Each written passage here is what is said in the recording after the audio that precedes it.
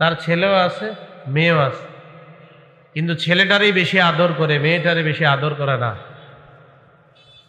তো বিষয়টা যদি এমন হয় যে যার কন্যা হয়, এই কন্যাকে সে জীবন্ত কবর দেয় না, কন্যা বলে অবজ্ঞা করে না, কন্যার উপর ছেলেকে বেশি প্রাধান্য দেয় না, নবীজি বলেন ইল্লা আদখালাহুল্লাহু বিহাল জান্নাহ, এই এক কন্যার কারণে আল্লাহ ওই বাপকে জান্নাত দান করবে। কন্যা দুইজন আছে, কাদের দেখি হাত নামান। তিরমিজি শরীফের 1914 নম্বর হাদিসের বর্ণনা, قال رسول الله صلى الله عليه وسلم من على جاريتين دخلت انا وهو الجنة كهاتين। নবী বলেন, কেউ যদি দুইজন কন্যা লালন পালন করে, আমি এবং দুই কন্যার অভিভাবক এইভাবে জান্নাতে প্রবেশ করব। তাহলে দুই কন্যার অভিভাবকরা খুশি নি? তিন কন্যা আছে কাদের? আপনারও? মাশাআল্লাহ, তো কাজ হয়ে গেছে।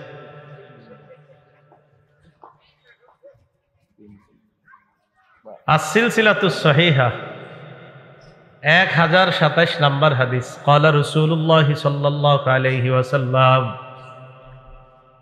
নবীজি বলেন, মান কানা লাহু সালাসু বানাত, যার তিন কন্যা আছে, ফায়ুবিহিন্না, এই তিন কন্যাকে বাবা আশ্রয় দেয়, ওয়া ইয়ারহামুহুন্না, বাবা আদর করে, মায়া করে, তাদেরকে কন্যা বলে অবজ্ঞা করে না, কখনো তাদেরকে বাবা অভাব বুঝতে দেয় না, আদর, কখনো আদরের অভাব পড়ে না, কখনো আদরের ভাটা পড়ে না, বাবা সব সময় বলে আমি আছি, তোমাদের কোনো চিন্তা নাই। নবীজি বলেন, ওয়াজাবাত লাহুল জান্নাহ আলবাত্তাতা, ওই বাবার জন্য জান্নাত অবধারিত হয়ে যায়। অবধারিত ভাবে জান্নাত আবশ্যক বলছে, নবীজি বলছে অবধারিত ভাবে ওই বাবার জন্য জান্নাত আবশ্যক হয়ে যায়। তাহলে কন্যা এটা হওয়া, এটা কপাল কালো করা যাবে না। এক কন্যাও খুশি হবেন, দুই কন্যাও খুশি হবেন, তিন কন্যা বা তিনের অধিক কন্যা হলেও চেহারা কালো করা যাবে না, কারণ ফায়সালাটা কার? আল্লাহ। এবার এই কন্যা বড় হওয়ার পর কন্যাকে যখন লালন পালন করবেন, ছোটবেলা থেকে কন্যাকে এমন ভাবে লালন পালন করবেন,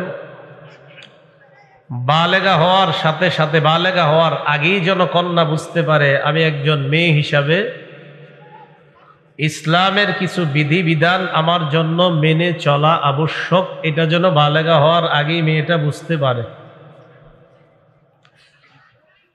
যেমন শৈশব থেকে আপনার মেয়েটা যখন বড় হবে, তার পোশাকের ক্ষেত্রে আপনি গুরুত্ব দেওয়া, যে তার পোশাকটা কোন ধরনের পোশাক হওয়া চাই। আম্মাজান আয়েশা সিদ্দিকা রাদিয়াল্লাহু তাআলা আনহার ভাতিজি হাফসা বিনতু আব্দুর রহমান ফুফুর কাছে আসছে, ভাইয়ের মেয়ে ভাতিজি ফুফুর কাছে আসছে, ছোট মেয়ে। دخلت حفصة بنت عبد الرحمن على عائشة رضي الله تعالى عنها وعليها خمار رقيق। আম্মা জান আয়েশা সিদ্দিকা রাদিয়াল্লাহু তাআলা আনহার ভাতিজি ফুফুর কাছে আসছে, এমন অবস্থায় গায়ের উপর একটা পাতলা ওড়না পরিধান করে আম্মা জান আয়েশা সিদ্দিকার কাছে আসলেন। আম্মা জান আয়েশা সিদ্দিকা রাদিয়াল্লাহু তাআলা আনহা যখন এই পাতলা ওড়না দেখলেন, শাক্কাত, সাথে সাথে ওই ওড়নাটা টুকরা টুকরা করে ফেললেন। কাসাতহা খিমারন কাসিফা, মোটা একটা ওড়না ভাতিজির গায়ে দিয়ে দিলেন। পাতলা ওড়নাটা ছিঁড়ে ফেলছে, একটা মোটা ওড়না ভাতিজির গায়ে দিয়ে দিয়েছে। এখান থেকে বোঝা যায় ছোট থেকেই আপনার মেয়েটাকে শালীন পোশাকে বড় করা, যেন ও বালেগা হওয়ার আগেই বুঝতে পারে যে আমি একজন সম্মানিতা এই পৃথিবীতে। মেয়েরা অনেক সম্মানিতা। একটা নেককার নারী পৃথিবীর শ্রেষ্ঠ সম্পদ। মুসলিম শরীফের 3535 নম্বর হাদিসের বর্ণনা। ক্বালা রাসূলুল্লাহ সাল্লাল্লাহু আলাইহি ওয়াসাল্লাম, নবীজি বলেন, আদ-দুনিয়া মাতা' ওয়া খায়রু মাতা'id দুনিয়া আল মারআতু সালিহা। এই দুনিয়াটা হলো উপভোগের জায়গা, দুনিয়াটা ভোগের জায়গা। নবীজি বলেন এই পৃথিবীর মধ্যে সবচাইতে শ্রেষ্ঠ সম্পদ হলো একজন নেককার নারী। পৃথিবীতে শ্রেষ্ঠ সম্পদ একজন নেককার নারী। একটা মেয়ে যেন তার দাম বুঝে সে বড় হতে পারে, যে আমি একজন শ্রেষ্ঠ, আমার অনেক দাম। আমি নারীর পেট থেকেই নবীদের জন্ম হয়েছে, নবীরাও নারীর পেট থেকে দুনিয়াতে আসছে, পৃথিবীর শ্রেষ্ঠ মানুষগুলাও নারীর পেট থেকে আসছে দুনিয়াতে। এই জন্য প্রত্যেকটা নারী তার দাম বোঝা উচিত, যে আমার অনেক দাম, আমার অনেক সম্মান ইসলাম দিয়েছে। এটা বুঝে যেন সে বড় হতে পারে। তো এইভাবে আমাদের অভিভাবক যারা আছি আমরা যেন আমাদের কন্যা তাদেরকে এরকম শালীনভাবে বড় করতে পারি। আল্লাহ তৌফিক দান করেন। বালেগা হওয়ার আগেই যেন তার মাঝে পর্দার একটা গুরুত্ব বিষয়টা যেন তার কাছে বুঝে আসে। সূরা আহজাবের 59 নম্বর আয়াতে আল্লাহ বলেন, ইয়া আইয়ুহান নাবিয়্যু কুল লিআজওয়াজিকা ওয়া বানাতিকা ওয়া নিসাইল মুমিনিনা ইউদনিনা আলাইহিন্না মিন জালাবিবিহিন্না।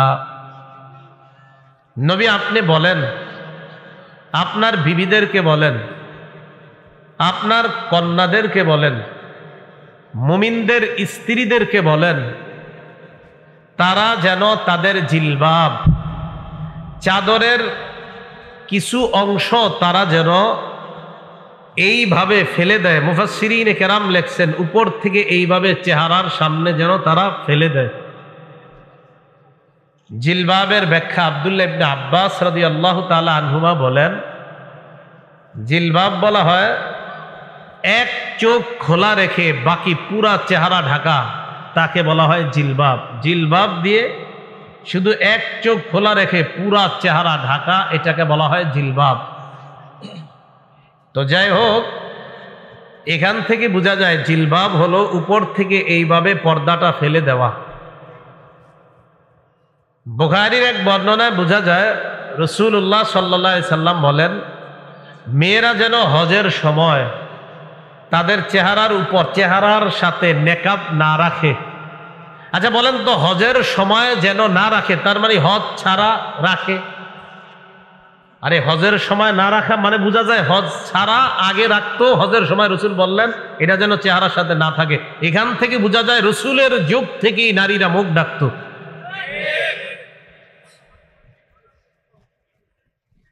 তো যাই হোক, আমাদের মা বোনদের এই উদ্দেশ্য কিন্তু এটা না যে হজের সময় মা বোনদের চেহারা অন্য পুরুষ দেখতে পারবে না, হজেও অন্য পুরুষ তার চেহারা দেখতে পারবে না। মেয়েদের জন্য হজে কিভাবে চেহারার উপর কাপড় রাখতে হবে সিস্টেম তো মাশাআল্লাহ এখন সুন্দর করে আছে। আম্মাজান আয়েশা সিদ্দিকা নিজে ব্যাখ্যা দিয়েছেন যে চেহারার সাথে কাপড় রাখা যাবে না, হজের অর্থ এই না যে যে কোনো পুরুষ আমাদেরকে দেখতে পারবে। আম্মাজান বলেন, হজের সফরে যখন নবীর সাথে আমরা থাকতাম, নবীর সাথে যখন হাঁটতাম, অন্য কোনো পুরুষ আসার আগে আমরা চেহারার উপর তাড়াতাড়ি কাপড় ফেলে দিতাম। তো এখান থেকে কি বোঝা যায়, আমার যার সাথে দেখা দেওয়া জায়েজ আছে তার সামনেই আমি চেহারা খোলা রাখতাম, যার সাথে দেখা দেওয়া জায়েজ নাই তাদেরকেও নবীর কাছে আসলে আমরা তাড়াতাড়ি চেহারার উপর কাপড় ফেলে দিতাম। তো বুঝাইতে চাইলাম আমাদের মা বোনরা যেন এই শিক্ষায় বড় হয় যে পর্দা মানি সম্পূর্ণ চেহারা সহ একটা মেয়ে তার পুরা শরীর ঢেকে রাখা, বালেগা হওয়ার পর এটা পর্দা। বেপর্দার কারণে ক্ষতিটা হবে কি? যদি বলেন হুজুর পর্দা না করলে সমস্যা কি, শুধু যদি আপনি পুরা শরীর পর্দা করে শুধু চেহারা খোলা রাখেন আর বলেন চেহারা খোলা রাখলে সমস্যাটা কি? আচ্ছা আমাকে বলেন তো, আপনারা যদি কোনো ছেলে কোনো মেয়েকে বিয়ে করতে যায় কি দেখে গিয়ে? তো চেহারা আবার ওইখানে গিয়ে দেখা দরকার কি? রাস্তায় দেখলেই তো হয়ে যায়। আলাদা আনুষ্ঠানিকভাবে মেয়ের বাপের বাড়িতে গিয়ে ছেলে তার চেহারা দেওয়া কেন দরকার? বোঝা যায় সাময়িক সময়ের জন্য একটা ছেলে একটা মেয়েকে বিয়ে করবে বলে ওই মুহূর্তের জন্য চেহারা দেখাটা ইসলাম বৈধ করেছে, ওই মুহূর্ত ছাড়া অন্য সময় চেহারা ঢাকাটাই ফরজ। না তো আর এইভাবে আনুষ্ঠানিকভাবে দেখার দরকার ছিল না। রাস্তায় দেখে বসবে, আব্বারে গিয়ে বলে দিবে, আব্বা ওই চা দোকানের সামনে দেখছি একজন, এর বিয়ে করাই দেন, শেষ। বেপর্দার কি ক্ষতি? বেপর্দার এক নাম্বার ক্ষতি, অবিবাহিত ছেলে মেয়ে তাদের মাঝে হারাম সম্পর্ক, আর বিবাহিত যদি কেউ হয় তো তাদের অন্য কারো সাথে কোনো হারাম সম্পর্ক হয়ে যেতে পারে, যেটাকে বাংলায় পরকিয়া বলা হয়। হারাম সম্পর্কে দরজা খুলে যায় বেপর্দার কারণে। বেপর্দার এক নাম্বার ক্ষতি, হারাম সম্পর্কের দরজা খুলে। তখন কি করে ছেলে মেয়ে, যে বিয়ের আগে দুজন দুজনকে 5 বছর চেনা জানা করে নেই, তারপর বিয়ে করব। এটা কি হালাল না হারাম? হারাম। একটা ছেলে এবং একটা মেয়ে কাছাকাছি আসবে, তাদের মাঝে সম্পর্কের একমাত্র পবিত্র বিধানের নাম বিয়ে করা। বলেন সবাই, কি করা? বিয়ে করা। সহিহ বুখারীর 5063 নম্বর হাদিসের বর্ণনা। عن أنس بن مالك رضي الله تعالى عنه قال جاء ثلاثة رهط إلى بيوت أزواج النبي صلى الله عليه وسلم يسألون عن عبادة النبي صلى الله عليه وسلم। নবীজির বিবিদের ঘরের সামনে 3 ব্যক্তি আসছে নবীজির ইবাদত সম্পর্কে জানার জন্য। হাদিসটা মন দিয়ে বুঝবেন। কয় ব্যক্তি? 3 ব্যক্তি আসছে নবীজির ইবাদত সম্পর্কে জানার জন্য। ফালাম্মা উখবিরু কান্নাহুম তাকাল্লুহা, যখন এই 3 ব্যক্তিকে নবীজির ইবাদতের ব্যাপারে জানানো হলো, এই 3 ব্যক্তির কাছে নবীর ইবাদত কম মনে হলো। কি মনে হলো? কম। তাদের ধারণা নবীজি সারাক্ষণ ঘরে নফল পড়ে, তাদের ধারণা নবীজি সারাক্ষণ তাহাজ্জুদ পড়ে, নবীজি বিবিদের কাছেই যায় না, এটা ছিল তাদের ধারণা। ফাকালু আইনা নাহনু মিনান নবী সাল্লাল্লাহু আলাইহি ওয়াসাল্লাম ওয়া ক্বাদ গফারাল্লাহু লাহু মা তাকদ্দামা মিন যামবিহি ওয়া মা তাআখার। তারা 3 জন বললেন, কোথায় আমরা, কোথায় আল্লাহ নবী? তার আগে কোনো গুনাহ নাই, পরে কোনো গুনাহ নাই। যদিও থাকতো, যদি থাকতো, নাই যদি থাকতো, আল্লাহ অগ্রিম সব মাফ করে দিছেন। নবীজির এত ইবাদতের দরকার নাই, এটা তাদের বক্তব্য।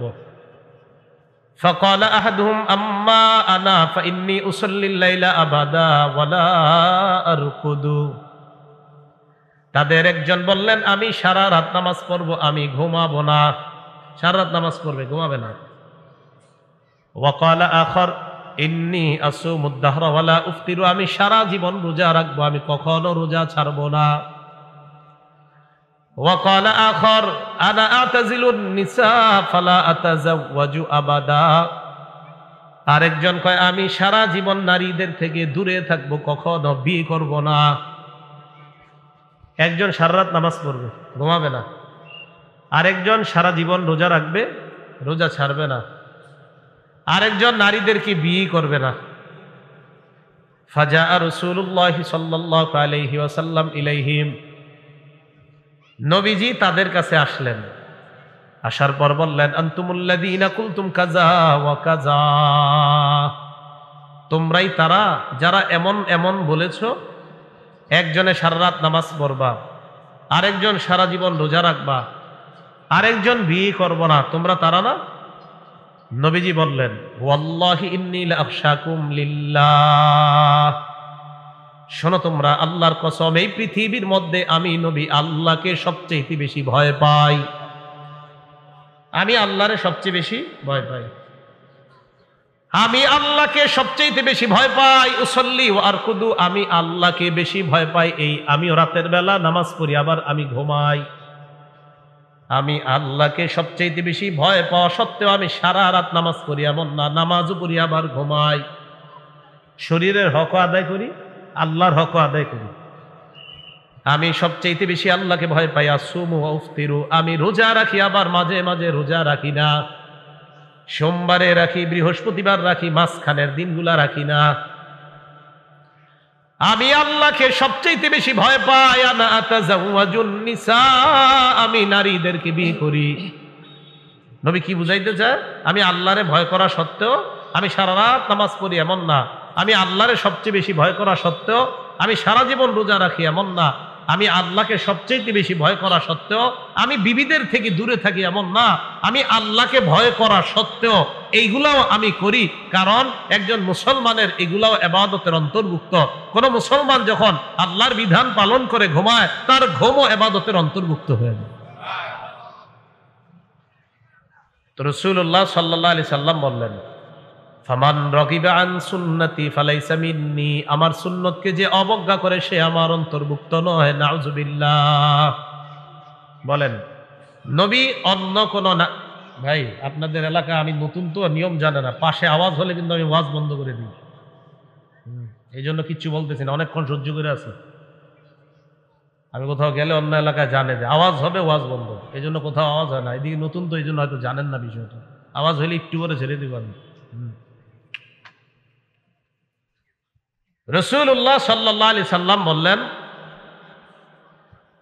যে আমি আল্লাহকে সবচেয়ে বেশি ভয় পাই, আমি বিয়ে করি, যে আমার সুন্নতকে অবজ্ঞা করে সে আমার অন্তর্ভুক্ত নয়। মাহফিলকে মাহফিলের মতো আয়োজন করার চেষ্টা করবেন। আশেপাশে কোনো আওয়াজ হওয়া এটা মাহফিল না। মাহফিল এটা ধর্মীয় আলোচনা, এটা মানুষের হেদায়েতের একটা জায়গা। আশেপাশে আওয়াজ তো মানে ফাইজলামি, তামাশা। এটা তামাশা না, এটা এটা হেদায়েতের জায়গা। হেদায়েতের জায়গার আশেপাশে তামাশা হবে কেন? এই কথাগুলো মাথায়, এটা আমি বলে আসছি বলে এমন না। যেই আসুক, যেই আলোচকই আসেন, এইভাবে আশেপাশে তামাশা হবে এরকম হবে না। কিন্তু এটা এটা মাহফিলের সৌন্দর্যতা না, এটা হেদায়েতের জায়গা তখন আর থাকে না। হেদায়েতের পরিবেশ হেদায়েতের মতো হওয়া দরকার, ঠিক না? জি। এখন বলেন তো, রাসূলুল্লাহ সাল্লাল্লাহু আলাইহি সাল্লাম আমাদের আম্মা জানদের সাথে যে সম্পর্কে আবদ্ধ হয়েছেন একটা বিধানের মাধ্যমে, বিধানটার নাম কি? বিয়ে। কিসের মাধ্যমে? বিয়ে করা। খুব ভালো করে বুঝেন, কাজে লাগবে। সহিহ বুখারীর 5078 নম্বর হাদিসের বর্ণনা। এই হাদিসের বর্ণনাকারী সাহাবিয়া আম্মাজান আয়েশা সিদ্দিকা রাদিয়াল্লাহু তাআলা আনহা। আম্মাজান আয়েশা সিদ্দিকা রাদিয়াল্লাহু তাআলা আনহার বর্ণনা, তিনি বলেন, ক্বালা রাসূলুল্লাহ সাল্লাল্লাহু আলাইহি ওয়াসাল্লাম, নবীজি বলেন, আয়েশা, ইন্নী উরিতুকি ফিল মানাম মাররাতাইন। আয়েশা, তোমাকে বিয়ের আগে স্বপ্ন যুগে আমাকে দুবার দেখানো হয়েছে। আমি তোমাকে বিয়ের আগে স্বপ্নে দুবার দেখছি। আমি দেখলাম ফাইদা রাজুলুন ইয়াহমিলুকি ফি সারাকাতি হারির, আমি দেখলাম এক ব্যক্তি তোমাকে রেশমের কাপড়ে জড়িয়ে কোথায় যেন নিয়ে যায়। ফায়াকুলু হাদিহি ইমরাআতুক, আমাকে বললেন এই রেশমের কাপড়ের মধ্যে যে আছে এটাই আপনার বিবি। তো রেশমের কাপড় দিয়ে পেঁচানো, দেখতেছি না। নবীজি বলেন, রেশমের কাপড়টা আমি সরাইলাম, ফাইদা হিয়া আনতি, আমি দেখলাম রেশমের কাপড়ের মধ্যে আয়েশা তোমাকে দেখা যায়। নবী বলেন, ফাকুলু ইয়াকুন হাদা মিনাল্লাহ ইউমজিহ, আমি মনে মনে বললাম এই স্বপ্ন যদি আল্লাহর পক্ষ থেকে হয়, অচিরেই আল্লাহ বাস্তবায়ন ঘটাবেন, মানে তোমাকে আমার বিবি বানায়া দিবেন। বলেন তো, আম্মাজান আয়েশা সিদ্দিকা রাদিয়াল্লাহু তাআলা আনহার সাথে আল্লাহর রাসূলের একটা পবিত্র সম্পর্ক হয়েছে। আম্মাজান আয়েশা আমাদের আম্মাজান হয়েছে একটা পবিত্র বিধানের মাধ্যমে। এটার নাম কি? বিয়ে করা। তাহলে বিয়ে করা এটা হলো ইসলামের পবিত্র বিধান।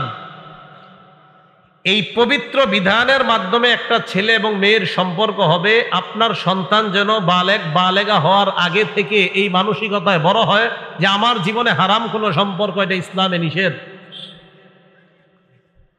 সহিহ বুখারীর বর্ণনা 5069 নম্বর হাদিস। আব্দুল্লাহ ইবনে আব্বাস রাদিয়াল্লাহু তাআলা আনহুমার ছাত্রকে আব্দুল্লাহ ইবনে আব্বাস বললেন, ক্বালা লি ইবনে আব্বাস রাদিয়াল্লাহু তাআলা আনহুমা হাল তাযাওয়াজতা। আব্দুল্লাহ ইবনে আব্বাস রাদিয়াল্লাহু তাআলা আনহুমা তার ছাত্রকে বললেন, তুমি বিয়ে করেছো কিনা? ছাত্র জবাব দিলেন, না, এখনো আমি বিয়ে করি নাই।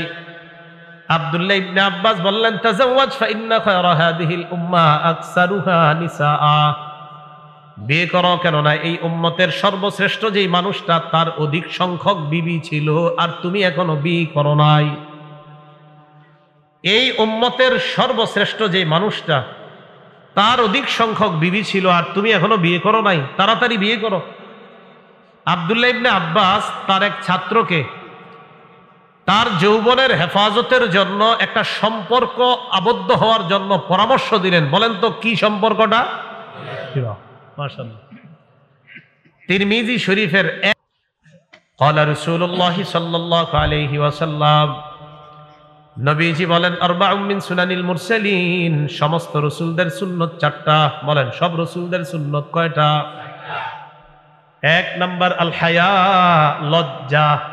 দুই নাম্বার তাআত্তুর, সুগন্ধি ব্যবহার করা। তিন নাম্বার সিওয়াক, মেসওয়াক করা। চার নাম্বার নিকাহ, বিয়ে করা। সব রাসূলদের সুন্নাত কয়টা? এক নাম্বার লজ্জা, দুই নাম্বার সুগন্ধি ব্যবহার, তিন নাম্বার মেসওয়াক, চার নাম্বার, খুব বুঝেন, বলেন রসুলরা কোন নারীর সাথে পবিত্র একটা সম্পর্কে আবদ্ধ হয়েছেন সব রসুলগণ যে বিধানের মাধ্যমে, বিধানটার নাম কি? সহিহ বুখারীর 5066 নাম্বার হাদিসের বর্ণনা। এই হাদিস শোনার আগে আমার জানতে হবে, যারা বিয়ে করেন নাই হাত তোলেন তো। শরম কি? নিয়ে তোলেন, দূরে তোলেন, সমস্যা। মাশাআল্লাহ, হাত নামান। একটু বুঝেন, নজরের গুনাহ আর লজ্জাস্থানের গুনাহ, কয়টা গুনাহ বললাম? দুইটা। নজর, লজ্জাস্থান। খুব ভালোভাবে শ্রদ্ধার সাথে বুঝবো আমরা। নজরের গুনাহ আর লজ্জাস্থানের গুনাহ এটা শুরু হয় কখন? বালেগা হওয়ার এই সামান্য আগে পর থেকেই শুরু হয়। মানে শয়তান তাকে নজরের গুনাহ আর লজ্জাস্থানের গুনাহের প্রতি উৎসাহিত করে। এবার সহিহ বুখারীর 5066 নাম্বার হাদিস শোনেন। হাদিসের বর্ণনাকারী সাহাবীর নাম আব্দুল্লাহ ইবনে মাসউদ রাদিয়াল্লাহু তাআলা আনহু। তিনি বলেন, কুন্না মা'আন নবী সাল্লাল্লাহু আলাইহি ওয়াসাল্লাম শাবাবা লা নাজিদু শাইআ। আব্দুল্লাহ ইবনে মাসউদ রাদিয়াল্লাহু তাআলা আনহু বলেন, আমরা আল্লাহ নবীর সাথে একদল যুবক ছিলাম, অবিবাহিত সবাই। বলেন তো সবাই জোরে, কি সবাই? একদল যুবক অবিবাহিত। লা নাজিদু শাইআ, এক অবিবাহিত, দুই আমগো টাকা পয়সা নাই। এক নাম্বার বিয়ে করি নাই, দুই নাম্বার টাকা পয়সাও নাই। বিয়ে করতে টাকা লাগে কিনা? লাগে। ফাকালা লানা রাসূলুল্লাহ সাল্লাল্লাহু আলাইহি ওয়াসাল্লাম, নবীজি বললেন, ইয়া মাশারাশ শাবাব, হে যুবকরা, মান ইসতাতাআল বাআতা ফালইয়াতাযাওয়াজ। কোন বর্ণনায় মান ইসতাতাআ মিনকুমুল বাআ, তোমাদের মধ্যে যারা বিয়ে করার সামর্থ্য রাখো, বিবিকে ভরণ পোষণ দেওয়ার সামর্থ্য রাখো, ফালইয়াতাযাওয়াজ, সে যেন বিয়ে করে। ফাইন্নাহু আগাদ্দু লিল বাসার, বিয়ের এক নাম্বার উপকার নজর নিচে রাখে, নজর অবদমিত থাকে, নজরের গুনাহ থেকে হেফাজত থাকা যায়। দুই নাম্বার আহসানুল ইলফাজ, লজ্জাস্থান হেফাজতে সহায়ক হয়ে যায়। হাদিসের মাধ্যমে বুঝতে পারলাম আল্লাহর নবী বলেন, যাদের নজরের গুনাহ হয়, লজ্জাস্থানের গুনাহ হয়, তাদের বিয়ের সামর্থ্য থাকলে যেন বিয়ে করে নেয়, কারণ বিয়ে নজরের গুনাহ আর লজ্জাস্থানের গুনাহ থেকে হেফাজত করে। তাহলে বলেন নজরের গুনাহ আর লজ্জাস্থানের গুনাহ থেকে বাঁচার উপায়? বলেন বিয়ে। বলেন বাঁচার উপায়? এখন বলেন যাদের সামর্থ্য নাই, আছে না এরকম যাদের সামর্থ্য নাই? নবী বলেন, ওয়ামাল্লাম ইস্তাতি ফালাইহি বিসসাওম, যাদের সামর্থ্য নাই তারা রোজা রাখবে। বলেন যাদের সামর্থ্য নাই তারা কি রাখবে? তাহলে সামর্থ্য থাকলে বিয়ে করবে, সামর্থ্য না থাকলে রোজা রাখবে। তাহলে সামর্থ্য থাকলে বিয়ে, সামর্থ্য না থাকলে রোজা। বলেন তো সবাই আমার সাথে, সামর্থ্য থাকলে, না থাকলে গুনাহ করা যাবে না। কি করা যাবে না? যাদের নজরের গুনাহ হয়, যাদের লজ্জাস্থানের গুনাহ হয়, আপনি এই অপশন নাই যে হুজুর আমার গুনাহ হয়, আমি বিয়ে করার টাকা নাই। নবী কয় টাকা নাই তো রোজা রাখো। টাকা না থাকলে রোজা, এই কথা মনে রাখবেন। আল্লাহ আমাদের সকলকে বুঝার তৌফিক দান করেন। এবার বলেন, নবীজি যুবকদেরকে পরামর্শ দিলেন গুনাহ থেকে বাঁচার জন্য তোমার জীবনে একটা পবিত্র সম্পর্কে আবদ্ধ হওয়া ভালো, উচিত, দরকার। এই পবিত্র সম্পর্কটার নাম কি? তো বুঝাইতে চাইলাম, পর্দাহীনতার এক নাম্বার খারাপ দিক হলো ছেলে মেয়ে উভয়ের প্রতি পবিত্র একটা বিধান যে বিয়ে, এইটা ছাড়াও উভয়ের প্রতি হারাম সম্পর্কে জড়িয়ে পড়ার ঘটনা আমাদের এই নোয়াখালীতে না থাকলেও বাংলাদেশে আছে। কি বলেন? সোনাগাজীতে না থাকলেও বাংলাদেশে আছে, এদিকে না থাকতে পারে। এই হলো 1 নাম্বার ক্ষতি। 2 নাম্বার ক্ষতি পর্দাহীনতার। নারী পুরুষের অবাধ মেলামেশার দরজা খুলে যায় পর্দাহীনতার কারণে। কি বললাম? নারী পুরুষের অবাধ মেলামেশার দরজা খুলে যায়, অবাধে মেলামেশা করার সুযোগ হয়ে যায়, রাস্তা খুলে যায়। সহিহ বুখারীর বর্ণনা 5232 নম্বর হাদিসের বর্ণনা। ক্বালা রাসূলুল্লাহ সাল্লাল্লাহু আলাইহি ওয়াসাল্লাম, নবীজি বলেন, ইয়্যাকুম ওয়াদ-দুখুল আলান নিসা, তোমরা নারীদের থেকে গমন করা থেকে, তোমরা নারীদের কাছে গমন করা থেকে তোমরা বাঁচো।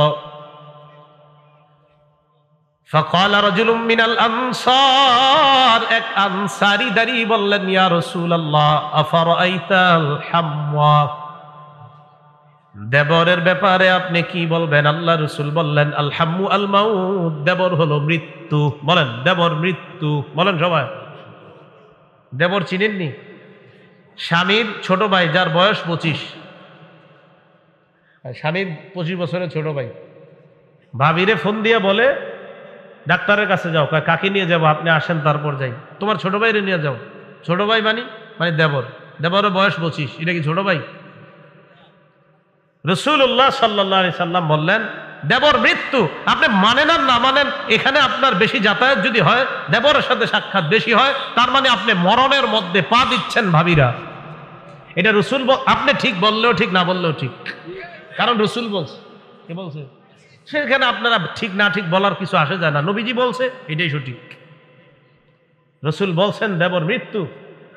অনেক মা বোন আছে যারা বাহিরে পর্দা করে মাশাআল্লাহ, কিন্তু ঘরে দেবরের সাথে সাক্ষাৎ দেয়। রাসূল বলছেন, আরে মরণের সাথেই তো তুমি সাক্ষাৎ করছো। সহিহ বুখারীর বর্ণনা 5233 নম্বর হাদিস।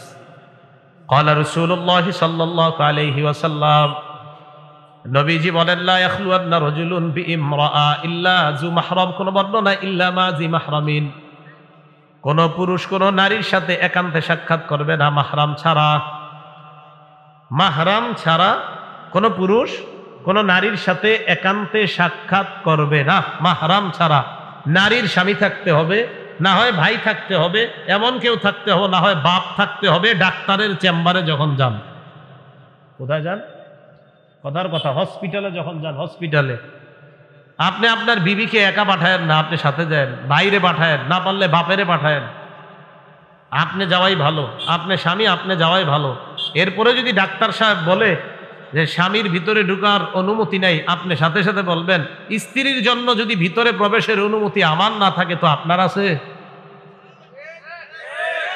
স্বামীর না থাকলে আছে টাকার, আমারে বলেন। রাসূল বলেছেন নারী পুরুষ একান্তে কথা বলবে না, এটা রাসূলের নির্দেশনা, মানতেই হবে আপনার।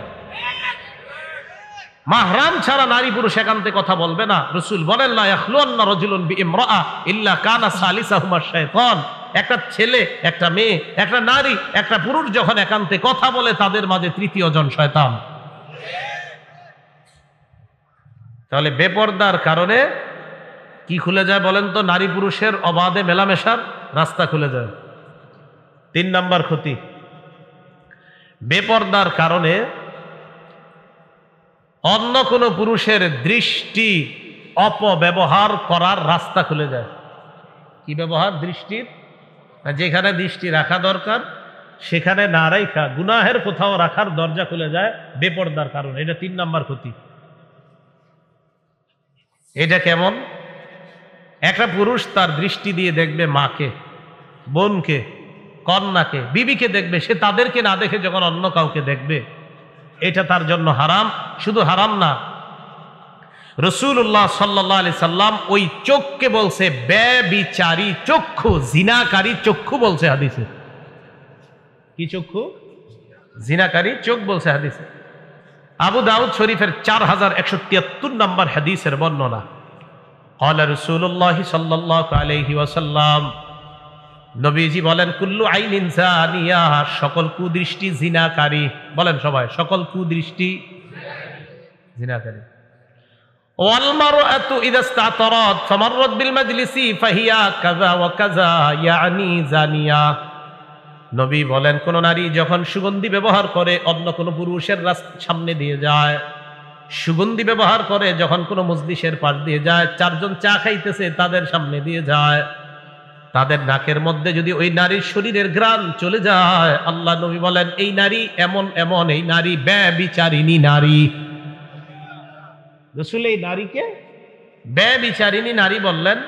মা বোনরা, আপনার সুগন্ধি আপনার স্বামীর জন্য, এটা অন্য কোনো পুরুষের সামনে আপনি স্প্রে করা, ওই পুরুষের নাকে আপনার সুগন্ধি যাওয়া, রাসূল এই নারীকে ব্যভিচারিণী নারী বলে হাদিসের মধ্যে গণ্য করেছেন। আল্লাহ হেফাজত করেন, আল্লাহ আমাদের সমাজকে হেফাজত করেন। তাহলে 3 নাম্বার, দৃষ্টি অপব্যবহারের দরজা খুলে দেয়। বিসমিল্লাহ। আল্লাহুম্মা লাকাল হামদু ওয়া লাকাশ শুকর। 4 নাম্বার, বেপর্দার কারণে অবৈধ কথা বলার দরজা খুলে যায়। কি কথা বলার? অবৈধ কথা। অবৈধ কথা কি? যার সাথে আপনার কথা বলা হারাম, বেপর্দার কারণে তার সাথে এত ঘনিষ্ঠ হয়ে যান, এক পর্যায়ে ঘন্টার পর ঘন্টা সরাসরি হোক, রেস্টুরেন্টে বসে হোক, আর রাতে মোবাইলের আলাপনের মাধ্যমে হোক, হাজার হাজার মিনিট সেকেন্ড নষ্ট হওয়ার নজির এই এলাকায় না থাকলেও পৃথিবীতে আছে। এটা হলো বেপর্দার 4 নাম্বার ক্ষতি। এবার রাসূলের হাদিস নেন। আমার রাসূল শ্রেষ্ঠ বিজ্ঞানী, হাদিস শুনলে বুঝবেন। সহিহ বুখারীর 6243 নাম্বার হাদিসের বর্ণনা। ক্বালা রাসূলুল্লাহ সাল্লাল্লাহু আলাইহি ওয়াসাল্লাম, নবীজি বলেন আল আইনানি তাজনিয়ান, 2 চোখ জিনা করে। 2 চোখ জিনা করে।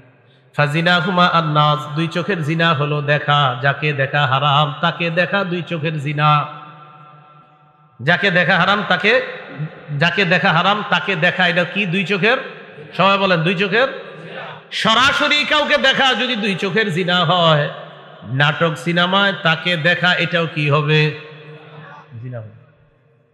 সরাসরি দেখা এটা চোখের জিনা, নাটক সিনেমায় দেখাও চোখের জিনা। সাবধান, আপনার মোবাইলটা খারাপ কাজে লাগায়েন না, আপনি আপনার জিন্দিগিটা আপনি নষ্ট করেন না, আপনার যৌবনটা আপনি শেষ করে দিয়েন না। অভিভাবকরা একটু সতর্ক হন। চেয়ারম্যান সাহেব আপনাকে বলে দিয়ে আপনার মাধ্যমে এলাকায় নিয়ম করেন, পড়াশোনা করে যে ছেলেরা, এই সন্তানটা যেন যখন তখন মোবাইল ব্যবহার করতে না পারে, এরকম আইন আমাদের দেশে হইলে খুব ভালো হবে। পড়াশোনা করে অন্তত যারা, তাদের নজরদারি করা দরকার। অভিভাবকরা, অভিভাবক মনে করে যে আমার সন্তানটা মনে হয় দরজা লাগায় ভিতরে তাহাজ্জুদ করে, জানেও না সে যে মোবাইলের মাধ্যমে তার জীবনটাই নষ্ট করে দিচ্ছে। এটা অভিভাবকরা জানে না। আরে কত সহজ সরল মানুষ, কত খেটে কত কষ্ট করে সন্তানের জন্য টাকা পয়সা কামাই করে, এই বাপ জানেও না আমার সন্তান কিভাবে শেষ হয়ে যাচ্ছে। তো বলছিলাম 4 নাম্বার কথা বলাটা। সহিহ বুখারীর 6243 নাম্বার হাদিস। আল আইনানে তাজনিয়ান, 2 চোখ জিনা করে। ফাজিনাহুমা আন-নাস, 2 চোখের জিনা হলো দেখা। এরপর নবী বলেন ওয়াল উযুনান জিনাহুমা আল ইস্তিমা, 2 কানের জিনা হলো শ্রবণ করা। যার কথা শোনা হারাম তার কথা শ্রবণ করা কানের জিনা। অনর্থক কথা বললেন কোনো প্রয়োজন ছাড়া। হ্যাঁ, প্রয়োজনে তো কথা বলার এটা অধিকার দিছে যতটুকু প্রয়োজন, কিন্তু প্রয়োজন ছাড়া আপনি শুধু শুধু কথা বলা কানের জিনা। ওয়াল লিসান জিনাহু আল কালাম, জিহ্বার জিনা হলো কথা বলা। ওয়াল ইয়াদ জিনাহা আল বাস, হাতের জিনা হলো স্পর্শ করা। ওয়ার রিজ জিনাহা আল খুতা, পায়ের জিনা হলো হেঁটে যাওয়া। ওয়াল কলবু ইয়াতামান্না ওয়া ইয়াশতাহি, অন্তরের জিনা হলো কল্পনা করা। অন্য বর্ণনায় ওয়ান নাফসু তামান্না ওয়া তাশতাহি, অন্তর কল্পনা করে, এটা অন্তরের জিনা। ওয়াল ফারজু ইউসাদ্দিকু যালিকা আও ইউকাযযিবু, অন্তরের জিনার পর নবী বলেন লজ্জাস্থান এটাকে বাস্তবে রূপদান করে। নাউযুবিল্লাহ। বেপর্দার 4 নাম্বার ক্ষতি, যার সাথে কথা বলা হারাম, বেপরদিগির কারণে তার এত কাছাকাছি হয়ে যায়, তখন তার সাথে কথা বলা ডাল ভাতের মতো কোনো ব্যাপার না। ঘন্টার পর ঘন্টা তার পিছনে কথার মাধ্যমে এমবি সহ টাকা পয়সা সব নষ্ট হচ্ছে। এ হলো 4 নাম্বার ক্ষতি। 5 নাম্বার ক্ষতি বেপরদার, যার শরীরে আমার টাচ করা হারাম, তার শরীরে আমার টাচ হয়ে যাওয়াটা এটা হারাম, এটা হাতের জিনার অন্তর্ভুক্ত হয়ে যায়। মা মাসাত ইয়াদু রাসূলিল্লাহি সাল্লাল্লাহু আলাইহি ওয়াসাল্লাম ইয়াদা ইমরাআতিন কত্তু, আল্লাহ নবীর হাত কোন নারীর হাত কখনো স্পর্শ করে নাই। নবীজি বলেন ওয়াল্লাহি লা উসাফিহুন নিসা, আমি কোন নারীর সাথে কখনো মুসাফা করি না। নবী বলেন লা আমাসসু ইয়াদা ইমরাআ, আমি কোন নারীর হাত কখনো স্পর্শ করি না। ছোট ছোট ভিডিওর মধ্যে দেখবেন অনেকের পায়ের মধ্যে ছেলেও সেজদা দেয়, মেয়েও সেজদা দেয়। যার পায়ে সেজদা দেয় তিনি মাথায় হাত বুলিয়ে দেয়, সাবাস সাবাস, কি সাবাস, মানে উনি খুশি। এটা প্রতারক, এটা সুন্দর হলো না, এটা ইসলামের দুশ্মন, এটা ইসলামের দুশ্মন, ইসলামের সাথে দুশ্মনী করছে।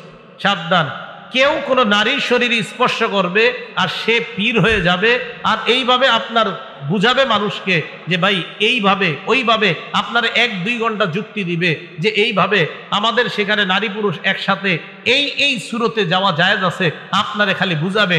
2 ঘন্টা তার বুঝ শুইনা বলবেন আমি সব শুইনা বুঝতে পারলাম, আপনার পীর, আপনারা সব ভণ্ড। কোন পীর কোন নারীর শরীরে স্পর্শ করে, এটা পীর হয় কেমনে আমারে বুঝান, এইটা কিভাবে পীর বলেন? এটা হালাল না হারাম? হারাম। তাহলে বেপর্দা অবৈধভাবে কোনো নারীর শরীরে স্পর্শ করার দরজা খুলে দেয়, তখন এটা তারা কোনো গুনাহ মনে করে না, এটা হারাম, এটা বেপর্দা হচ্ছে 5 নাম্বার ক্ষতি। রাসূলুল্লাহ সাল্লাল্লাহু আলাইহি ওয়াসাল্লাম বলেন, তিরমিজি শরীফের বর্ণনা 1173 নম্বর হাদিসের মধ্যে নবীজি বলেন, قال رسول الله صلى الله عليه وسلم المرأة عورة فإذا خرجت استشرفها الشيطان। নবীজি বলেন, নারী হলো আবৃত বস্তু, নারী ঢেকে রাখার জিনিস, নারীকে ঢেকে রাখতে হয়। ঢেকে রাখার জিনিসটা যখন ঢাকনা ছাড়া বের হয়, পর্দা ছাড়া বের হয়, ইস্তাশরাফাহাশ শাইতান, শয়তান এই নারীকে অন্য পুরুষের চোখে আকর্ষণীয় রূপে উপস্থাপন করে দেয়। নাউজুবিল্লাহ। নারী পর্দা করতে হয়, নারী ঢেকে রাখতে হয়। নারী যখন ঢাকনা ছাড়া পর্দা ছাড়া বের হবে, অন্য পুরুষের সামনে শয়তান তাকে আকর্ষণীয় রূপে উপস্থাপন করে দেয়। নাউজুবিল্লাহ। বেপর্দার 6 নাম্বার ক্ষতি, অনেক বিবাহিত নারী আছে, তাদের স্বামী হয়তো প্রবাসে থাকে। কোথায় থাকে? মানে বিদেশে থাকে, অথবা তাদের থেকে দীর্ঘদিন দূরে থাকে।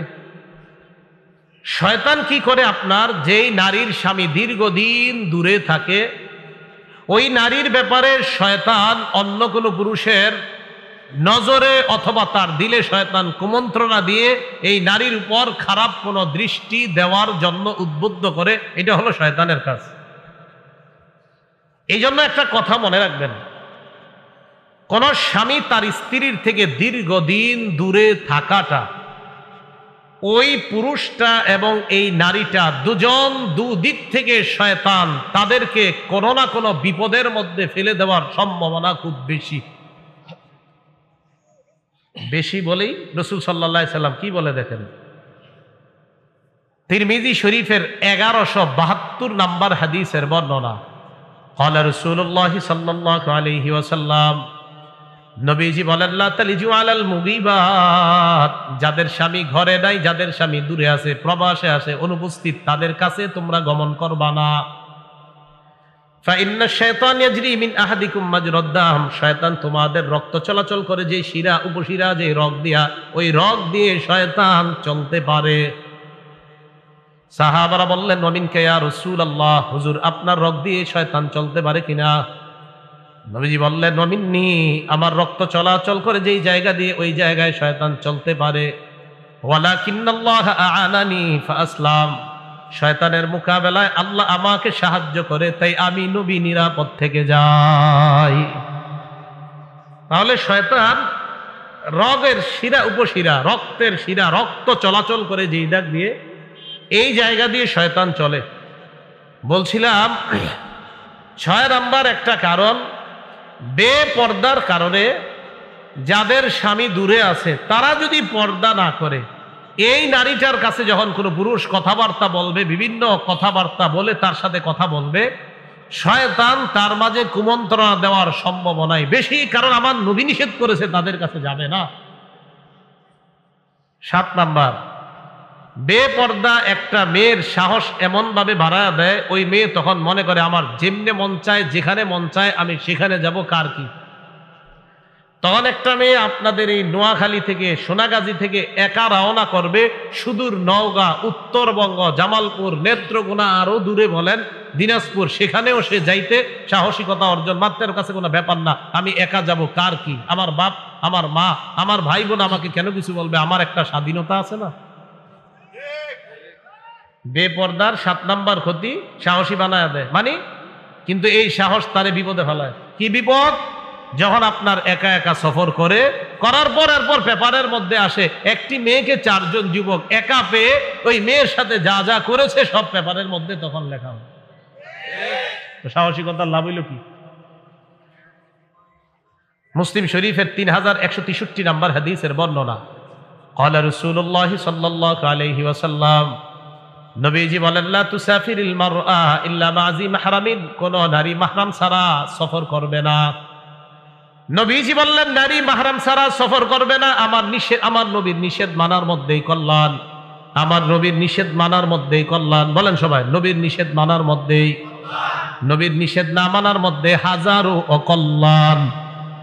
নবীর নিষেধ মানার মাঝেই কল্যাণ, না মানার মাঝে হাজারো অকল্যাণ, হাজারো বিপদ। মাথা রাখবেন।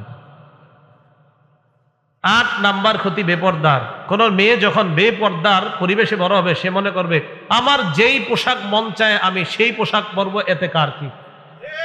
ভাই বাপ কাউরে কেয়ার করবে না, ভাইয়ের মুখের উপর বলে দিবে আমার জীবন আমার, এতে তুমি কথা বলার, তুমি নাক গলানোর কে? এই জন্য রাসূল সাল্লাল্লাহু আলাইহি সাল্লাম কি বলছে দেখেন, নবীজি কয় 2 শ্রেণীর জাহান্নামীদেরকে আমি দেখি নাই। কয় শ্রেণী? 2 শ্রেণীর জাহান্নামী নবীজি দেখে নাই। হাদিস শোনার পর আপনারা বললেন আপনারা দেখছেন কিনা, কিন্তু নবী দেখে নাই। মুসলিম শরীফের বর্ণনা, ক্বালা রাসূলুল্লাহ সাল্লাল্লাহু আলাইহি ওয়াসাল্লাম, নবীজি বলেন, সিনফানি মিন আহলিন নার লাম আরাহুমা, 2 শ্রেণীর জাহান্নামী আমি দেখি নাই। 1 নাম্বার, কওমুন মাহুম সিয়াতুন কাযনাবিল বাকার, এমন একদল মানুষ যাদের সাথে গরুর লেজের মতো চাবুক থাকবে, ইয়াদরিবুনা বিহান নাস, এই চাবুক দিয়ে, এই লাঠি দিয়ে মানুষের উপর জুলুম করবে, নির্যাতন করবে। এই 1 নাম্বার জাহান্নামী, তাদেরকে আমি দেখি নাই।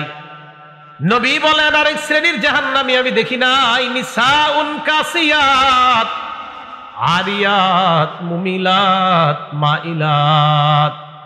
আরেক শ্রেণীর জাহান্নামী তারা হলো নারী সম্প্রদায়, যারা এমন পোশাক পরে, পোশাক পরার পরেও তারা অর্ধালুঙ্গ। পোশাক পরার পরেও, আসলে আরিয়াত মানে উলঙ্গ। আরিয়াত মানে কি? আমি অনুবাদ করলাম অর্ধালুঙ্গ, পোশাক একটু তো থাকে, এই জন্য বললাম অর্ধালুঙ্গ। অর্ধালুঙ্গ মানে একদম উলঙ্গের কাছাকাছি, কিন্তু আরিয়াত মানে হলো উলঙ্গ, বিবস্ত্র বলছে নবীজি। মানে সে মানে এই পোশাক পরা না পরা রাসূল একই বলছেন। তো কেমন পোশাক? মুমিলাত, যেই পোশাকে অন্য পুরুষকে আকৃষ্ট করে, মাইলাত, নিজে অন্য পুরুষের দিকে আকৃষ্ট হয়, রুউসুহুন্না কাসনিমাতিল বুখতিল মাইলা, এই নারীর মাথার চুলের খোপাগুলা এমন দেখলে মনে হবে হেলে পড়া উটের কুজির মতো দেখা যায়। লা ইয়াদখুলুল জান্নাহ, এরা জান্নাতে যাবে না। ওয়ালা ইয়াজিদনা রিহাহা, এরা জান্নাতের ঘ্রাণও পাবে না। বলেন, এরা জান্নাতে যাবে না, জান্নাতের ঘ্রাণও পাবে না। রাসূল বলছে এই শ্রেণীর জাহান্নামীদেরকে আমি দেখি নাই, যারা এমন নারী, এমন পোশাক পরবে, এমন আটো সাটো ছোট খাটো পোশাক পরবে, যেই পোশাক পরার কারণে নিজেরা অন্য পুরুষকে আকৃষ্ট করে, নিজেও অন্য পুরুষের দিকে আকৃষ্ট হবে। এই শ্রেণীর জাহান্নামীদেরকে আমি দেখি নাই, তবে আমার উম্মত দেখবে। এখন আমরাও অপেক্ষা আছি, ভবিষ্যতে এই জাতি আসবে দুনিয়াতে। এ হলো বেপর্দার 8 নাম্বার ক্ষতি, যে আমার যেই পোশাক মন চায় আমি সেই পোশাক পরবো, কার কি বলার কিছু থাকবে না। বেপর্দার 9 নাম্বার ক্ষতি, আমাদের মা বোনরা বিভিন্ন চ্যানেলে বিভিন্ন পোশাক দেখবে আর বলবে পশ্চিমা অসভ্য পোশাক সে গ্রহণ করবে আর বলবে আমার মঞ্চে আমি কোন পোশাক পরবো, এতে কারো কোনো নাক গলানোর কিছু নাই। রাসূল বলেন মান তাশাব্বাহা বিকওমিন ফাহুয়া মিনহুম, যে যাদের সাদৃশ্যতা অবলম্বন করবে সে তাদের অন্তর্ভুক্ত হয়ে যাবে, মানে তাদের সাথেই জাহান্নামী হবে। তাদের সাথে কি হবে? আচ্ছা, আমাদের বাঙালিদের চুলের কালার সাধারণত জন্মগতভাবে কি কালো। বাঙালিদের চুলের কালার সাধারণত জন্মগতভাবে, কিছু দেশ আছে জন্মগতভাবে লাল হয়, সাদা হয়, কিন্তু আমাদের দেশে কি কালো। এখন আমাদের দেশের কেউ যদি, সাধারণত আমাদের দেশের জন্মগত চুল হলো কালো, এই কালো চুল যদি লাল হয়, আমাদের দাদাদের লাল হইলে আমরা বলি দাদা বুড়া, আর দাদিদের লাল হইলে বলি দাদি উনি বুড়ি হয়ে গেছে, ওনার চুল লাল হয়েছে। আমাদের দেশে কম বয়সী অনেকের মাথার কালো চুল লাল দেখা যায় কিনা? আপনারা পুরুষরা যারা যারা হাত তুলছেন বিয়ে করেন নাই, আপনি যখন পাত্রী দেখতে যাবেন, যাওয়ার পরে যদি দেখেন এমন কোনো পাত্রী সামনে আসছে যার মাথার চুল লাল, তখন আপনি তাকে বলবেন দাদি আপনার নাতনি কোথায়? কি বলবেন? দাদি আপনার। তো পাশে যে থাকবে উনি বলবে পাত্রী তো উনি, আপনি বলবেন ও আচ্ছা, আমি আসলে ভুল হয়ে গেছে, আমার দাদিরও চুল লাল, আমি ভাবছি ওনার চুল তো লাল, সেজন্য ভাবছিলাম এটা পাত্রীর দাদি। শরম লজ্জা থাকলে আর জীবনে চুল কালার করবে না। তাহলে রাসূলুল্লাহ সাল্লাল্লাহু আলাইহি সাল্লাম বললেন মান তাশাব্বাহা বিকওমিন ফাহুয়া মিনহুম, যে যাদের সাদৃশ্যতা অবলম্বন করবে সে তাদের অন্তর্ভুক্ত হয়ে যায়। আল্লাহ হেফাজত করেন। নবীজি সাল্লাল্লাহু আলাইহি সাল্লাম বলেন ইউশিকু আন তাদাআ আলাইকুমুল ইউশিকুল উমাম, কোন বর্ণনা ইউশিকু আন তাদাআ আলাইকুমুল উমাম কামা আন তাদাআল আকালাতু আলা কাসআতিহা, প্লেটের চারপাশে খাদকরা যেমন খাদ্যের জন্য একত্রিত হয়, সারা দুনিয়ার বেঈমানরা মুসলমানদেরকে ধ্বংস করার জন্য একত্রিত হবে। সাহাবারা বললেন নমিন কিল্লাতিন ইয়াউমা ইযিন বিনা, হুজুর সেদিন কি আমাদের সংখ্যা কম হবে? নবী বললেন না, আনতুম ইয়াউমা ইযিন কাসীর, তখন তোমাদের সংখ্যা হবে অনেক। ওয়ালাকিন্নাকুম তাকুনুনা গুসাআন কা গুসাইস সাইল, তবে তোমরা হয়ে যাবে প্লাবনে ভেসে যাওয়া খড়কুটার মতো তোমরা হবে। দুই কারণে। কয় কারণে? বলেন সংখ্যা আমাদের কম হবে না বেশি? কিন্তু দুই কারণে আমরা প্লাবনে ভেসে যাওয়া খড়কুটার মধ্যে হব। এক, হুব্বুদ দুনিয়া, দুনিয়ার ভালোবাসা। দুই, কারাহিয়াতুল মাউত, মৃত্যুর প্রতি অনীহা।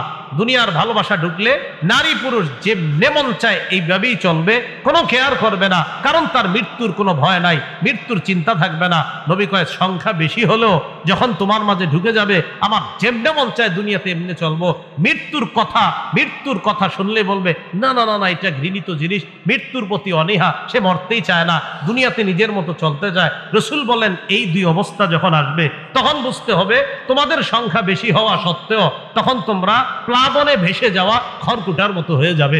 রাসূল বলছে এই যুগটা আসবে। আপনারা বলেন তো, নবী বলছে আসবে, আপনারা বলেন আসবে না এসে গেছে? এসে গেছে। বলছিলাম বেপর্দার কারণে কি ক্ষতি? বলেন ছেলে কার নেয়ামত? মেয়ে কার নেয়ামত? মেয়ে হইলে চেহারা কালো করা যাবে? আবার মেয়েটাকে লালন পালন করতে হবে সভ্যভাবে, ইসলামী কৃষ্টি কালচারে, যেন এই মেয়েটার বেপর্দা আমাদের সমাজের আলোকিত যুবকরা যেন নষ্টের কারণ না হয়।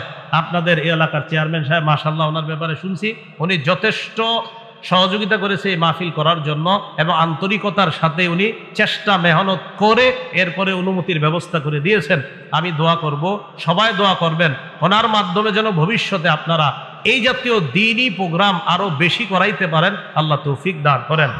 এবং ওনার মাধ্যমে আর একটা আবেদন, এই এলাকাটা যেন এমন একটা সভ্য আদর্শ আলোকিত একটা সমাজ যেন উনি সহ আপনারা সবাই মিলে মিশে ছোট বড় গঠন করতে পারেন, আল্লাহ তৌফিক দান করেন। সামনে যারা আছেন দুই হাত তোলেন জোরে, এইভাবে টান টান করে নামায়ের না, আমি না বলা পর্যন্ত। তুলছেন না? তোলেন নাই তো? তুলছেন? আরে তুইলে জিও কইতে শরম করে। তুলছেন তো? এটা জিটা প্রথমবার বললে কি তুলছেন এইভাবে? এতক্ষণ যে আমি বয়ান করলাম আপনাদের কি কিছু মনে হয় যে শিখছেন? এইটাও জোরে বলেন, শিখছেন?